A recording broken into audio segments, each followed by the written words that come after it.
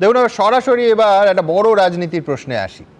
সরকারের গতকালের পদক্ষেপ নিয়ে অনেকেই প্রশ্ন তুলেছিলেন যে আইওয়াস না রাজধর্ম। আজকেও সেই নিয়ে বিতর্ক হচ্ছে, এর উত্তর হয়তো সময় দেবে।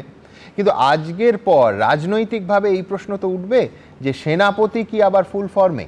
2021-এর ভোটের আগে ঠিক যেমন মমতা বন্দ্যোপাধ্যায়ের সঙ্গে একেবারে সামনে থেকে নেতৃত্ব দিয়েছিলেন অভিষেক বন্দ্যোপাধ্যায়, সেই নবজোয়ারের কর্মসূচি, 2026-এ ভোটের আগে অভিষেক কি সেই ভূমিকায় আবার ফিরলেন?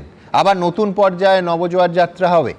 একদিকে যুবভারতী, এসআইআর এই নিয়ে দলের অবস্থান স্পষ্ট করলেন, আবার আজই দলের সাংসদদের দিল্লিতে একটার পর একটা কড়া বার্তা। এই অনুষ্ঠানে দেখাবো পরবর্তী পর্যায়ে যে অন্য দলের সাংসদদের সঙ্গে বিনা অনুমতিতে বৈঠক নয়, পার্টি নয়, কোনো কেন্দ্রীয় মন্ত্রীর সঙ্গে দলের অনুমতি ছাড়া দেখা করা নয়, মানে একেবারে ডুজ অ্যান্ড ডোন্টসের পাঠ, শৃঙ্খলার পাঠ নতুন করে কে দিচ্ছেন? অভিষেক বন্দ্যোপাধ্যায়।